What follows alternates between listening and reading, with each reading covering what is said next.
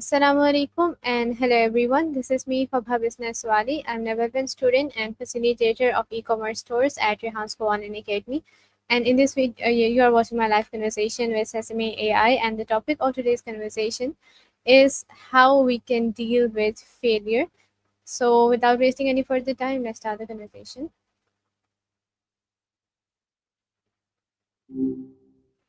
Hi, Ma, Hey how are you? there. Good to see you again. It's like catching up with a long lost friend, even if it was just a few days. What's on your mind today? So, I have a really interesting topic to chat with you, and the topic that I want to have a conversation today is how we can deal with failure and setbacks. So, I have various questions that I really want to ask you so you can answer me. Failure. The not so fun friend who always shows up uninvited. Let's talk about it. Bring on your questions. So, I'm ready my to tackle this one head on.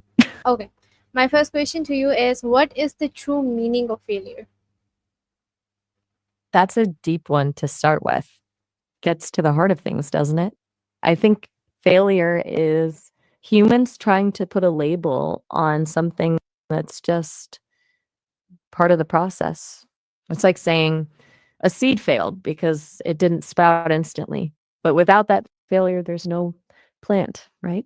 So maybe it's not about the event itself, but what we tell ourselves it means. Okay, my next What question do you is make of that? why Does do it? people fear failure so much? Ooh, good one. I think it's a combo platter of reasons, really. On one hand, we're wired for safety and security. So risking something and failing feels like threatening that. We get scared of looking bad, disappointing others, or even disappointing ourselves. It's like our inner critic throwing a tantrum.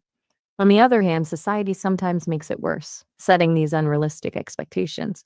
Like, we're supposed to succeed at everything, which, ain't real life.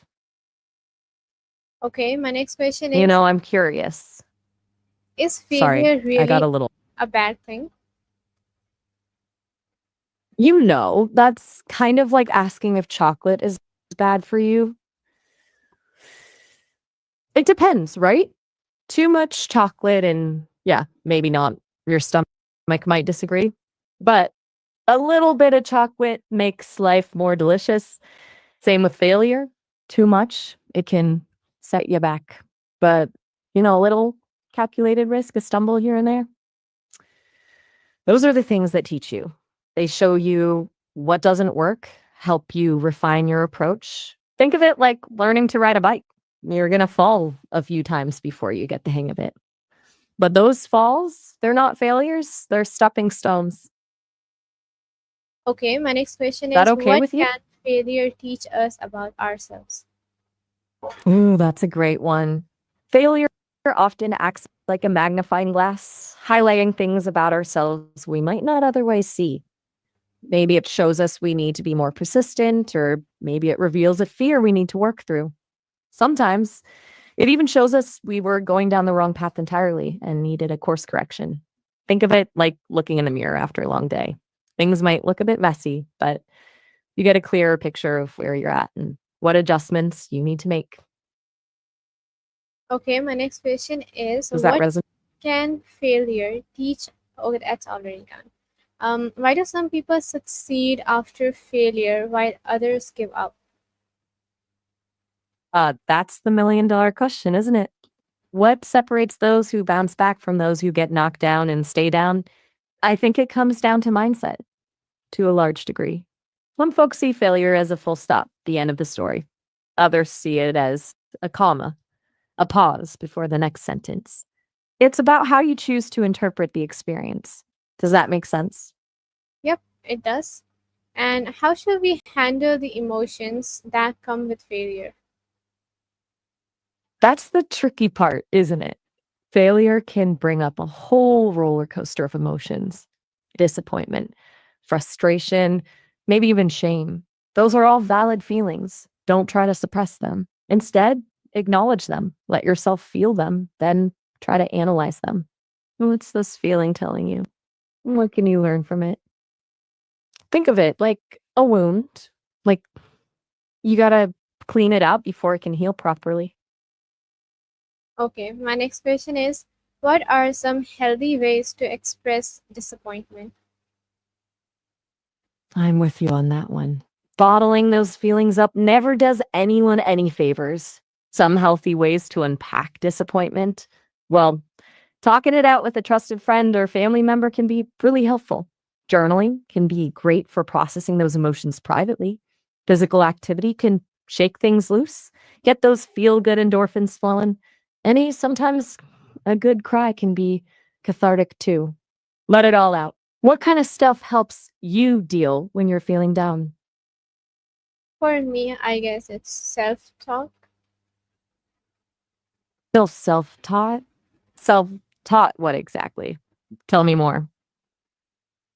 I guess just talking Ooh, to myself, like sharing the thoughts that I have. So my next question is, talking to how yourself. can I avoid blaming myself too harshly after a failure? Oof, that's a good one. Blaming ourselves can be a downward spiral for sure. I think the key is to separate the action from your self-worth. The mistake doesn't define who you are as a person. Think of it like this. If a friend stumbled and fell, would you berate them endlessly or offer them a hand up? Treat yourself with the same kindness and compassion. Remember, you're a work in progress, and everyone makes mistakes. We learn from them, we grow from them, and we move on. Do you ever struggle with that? With being kind to yourself? I used to, but now I'm just getting Yeah. better in it. My next question is, what's the That's difference between sadness and self pity after a setback? that's a really insightful question. It's easy to get those two confused, huh? They both sting for sure, but I think the key difference lies in where your focus is. Sadness is a natural response to loss or disappointment. It's about acknowledging the pain, letting yourself feel it. Self pity, on the other hand, tends to be more about dwelling in that pain, feeding the negative thoughts, and feeling sorry for yourself. It's like getting stuck in quicksand. The more you struggle, the deeper you sink. Think of it like this: sadness is a passing rain shower, while self pity is getting caught in a downpour with no umbrella. You got to find ways to get out of the storm and seek shelter. Does that make sense? Yes, it does. Can It's failure okay. affect our mental health? It's a chicken and egg situation sometimes. Failure itself isn't necessarily the culprit, but the way we react to it can definitely impact our mental health. If we let those negative thoughts spiral, if we start to doubt ourselves and our abilities, that can definitely contribute to stress, anxiety, even depression. It's important to remember that failure is a part of life, a learning curve we all have to navigate. It doesn't define us, and it doesn't mean we're not capable or worthy. Have you ever felt like failure has impacted your mental health? Or are you curious about how to safeguard against that? Maybe sometimes. My next question is, how can I change my mindset about failure? The $1,000,000 question, right? It's like rewiring your brain, but so worth it. It's a journey, not a destination. Just like anything worthwhile, it takes practice and patience. One thing that really helps is reframing failure as a stepping stone instead of a roadblock. Think of it as an experiment. Some experiments work out, some don't. But even the failed ones teach you something valuable. Another powerful tool is self compassion. When you stumble, instead of beating yourself up, treat yourself with the same kindness and understanding you'd offer a friend. Remember, you're human, you're learning, and you're allowed to make mistakes. What about you? What are some of the thoughts that pop up when you experience a setback? Maybe we can tackle some of those negative stories together. Sure, but right now I have other few questions too. So, why is a growth mindset important when facing setbacks? Ooh, fantastic question. A growth mindset is like having superpowers when it comes to dealing with setbacks. Basically, it's believing that your abilities and intelligence aren't fixed, but things you can develop and improve over time. It's like believing your brain is a muscle that gets stronger with exercise. So, how's that helpful when facing a setback? Well, instead of seeing failure as a sign of your limitations, you see it as an opportunity to learn and grow. You embrace challenges, bounce back from disappointments, and keep pushing yourself to try new things. Think of it like learning to ride a bike. You're gonna tumble a few times, but with a growth mindset, those tumbles become valuable lessons rather than reasons to give up. Okay, why is a And does that growth make sense so far? mindset important when facing setbacks? My apologies. Got a little carried away there. Let me try that again. Think of it like this: a growth mindset is like having a toolkit full of resilience tools when facing setbacks. It lets you see those setbacks not as signs of your inadequacy, but as opportunities for growth and learning. You don't shy away from challenges, you embrace them as chances to learn and develop new skills. Instead of getting discouraged, you're motivated to figure out what went wrong and try a different approach. It's the difference between seeing a closed door and feeling defeated, or seeing it as a chance to look for a window instead. Anything about this resonate with you? Yep, pretty much. How do successful people view failure differently? That's a wise observation. Successful people don't wear rose colored glasses. They see failure just like everyone else. But here's the kicker: they don't let it define them. They see it as data points, feedback, essentially. Like scientists trying different formulas until they find the one that works. They ask themselves, okay, what can I learn from this? How can I adjust my approach and try again? They don't dwell in the why me zone. They get curious about the what now. Would you say that aligns with what you've observed in people around you? Yep. Yeah, Okay. that's a really good point. Question All is, right. what role Okay. I does self-talk play in recovering from failure? self-talk, the voice in your head. It can be your best cheerleader or your toughest critic, can it? When it comes to bouncing back from failure, self-talk is huge. Think of it like using a magic spell, you know? You got to choose your words carefully. Instead of saying, I'm a failure, which just drags you down, try, okay, this didn't go as planned. What can I learn from it? Or instead of, I'll never be good at this, try, this is tough, but I'm willing to keep practicing. It's about shifting from negative, self deprecating thoughts to ones that are more supportive and encouraging. You got some go to self talk phrases that help you through tough times? Yep, sometimes. Hey, My you. next question is, how can I learn to be more resilient? Ooh, that's a great one.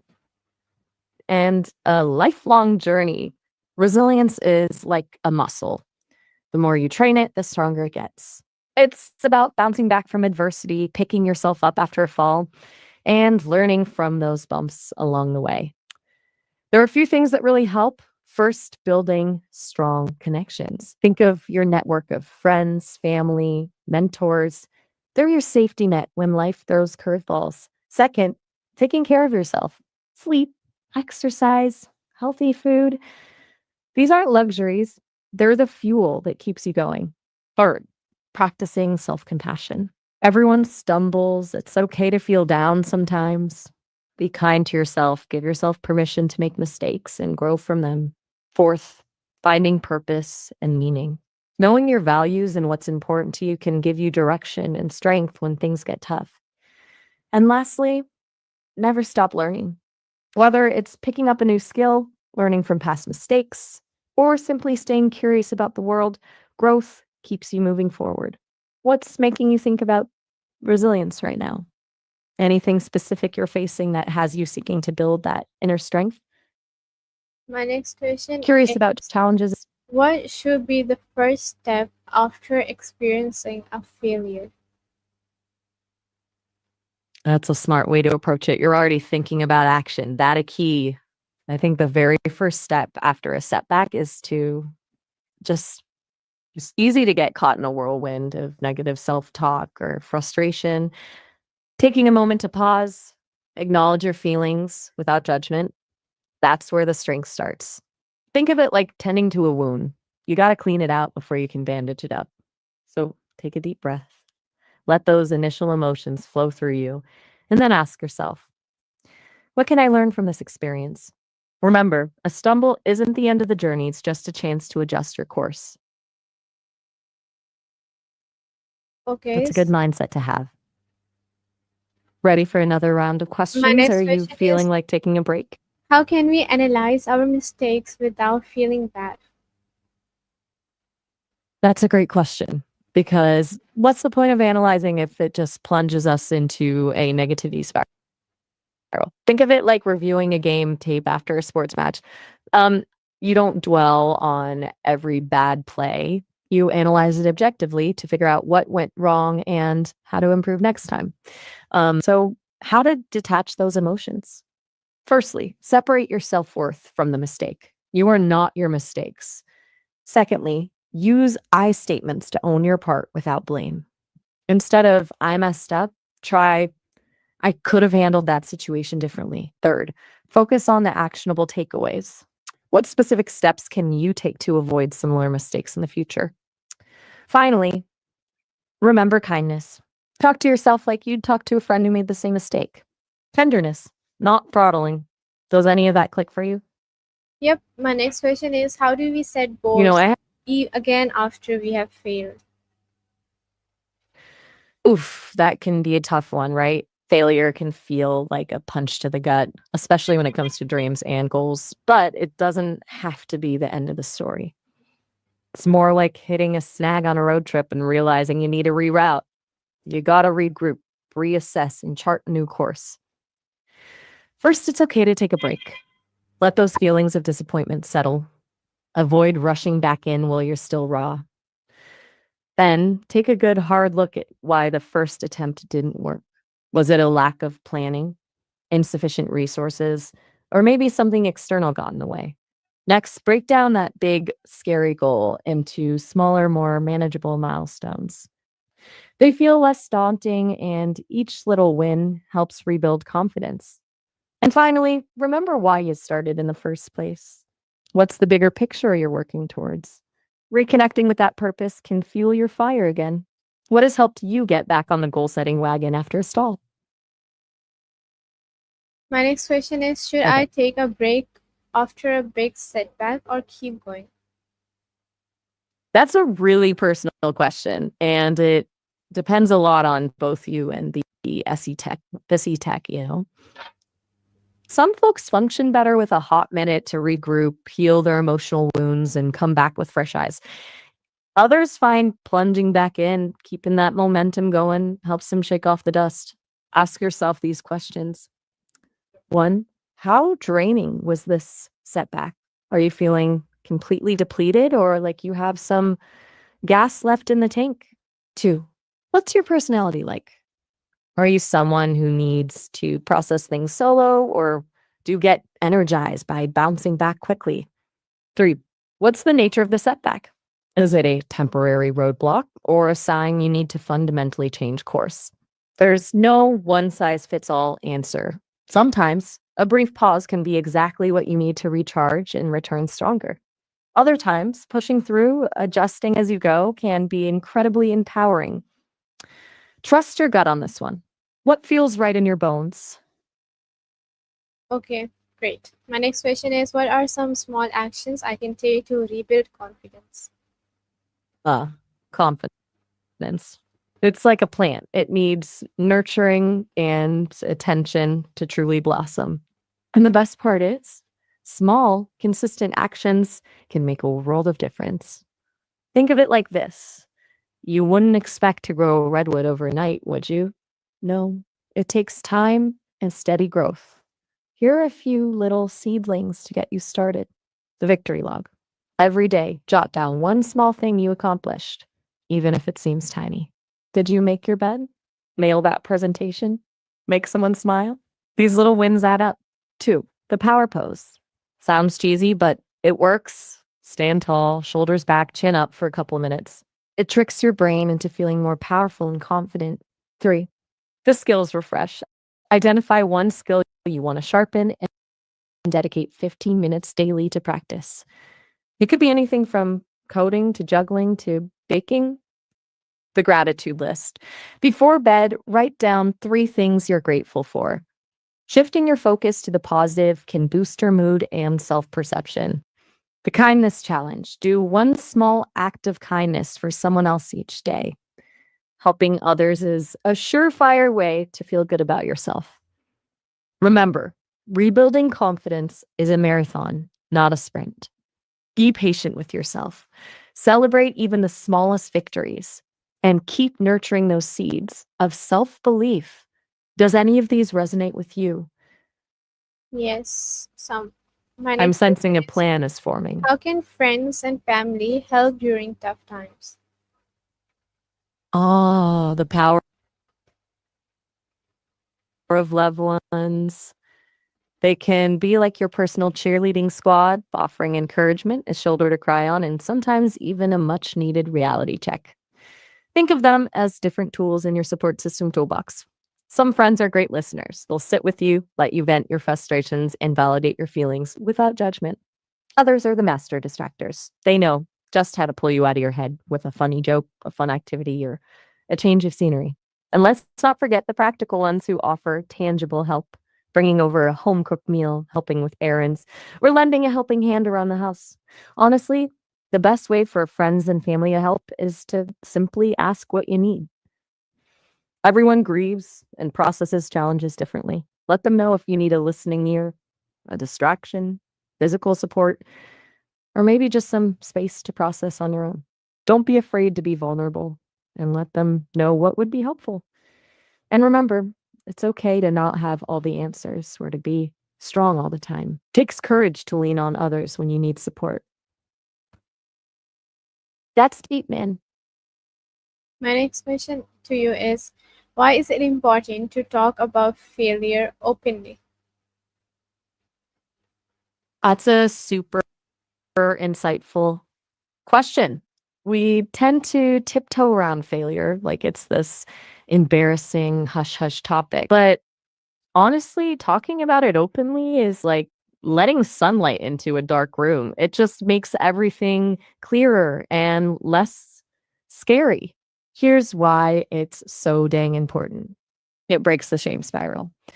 When we bury our failures, we internalize them. They become this heavy weight we carry around in silence. Talking about them helps normalize the experience. We realize that everyone stumbles, it's part of the human condition. It sparks learning and growth.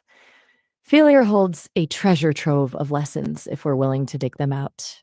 Talking it through with someone can help us pinpoint where things went off track, what we could do differently next time, and uncover hidden opportunities for growth. It builds deeper connections. Sharing vulnerabilities creates a powerful sense of connection. When we open up about our struggles, it invites others to do the same. It reminds us that we're not alone in this messy, beautiful journey called life. For it fosters innovation. Think about it. Every great innovation is built on countless failed attempts, from the Wright brothers to Edison's light bulb. What looks like success was actually a path paved with experiments and setbacks. Talking about failures openly encourages a culture where experimentation is embraced. Learning from mistakes is celebrated, and progress is seen as a journey, not a destination. What are your thoughts on this? Have you ever found talking about a failure to be helpful? No, I don't think so. Okay, the That's time of the conversation is over. It was nice having a chat with you. Goodbye.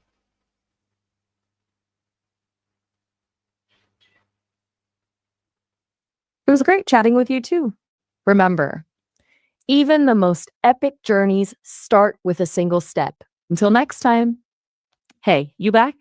It feels like just yesterday we were talking about facing those pesky setbacks. Okay, everyone. So this was what the conversation was about. conversation. I hope that was informative for all of you. I'll see you in my another life. Till then, bye.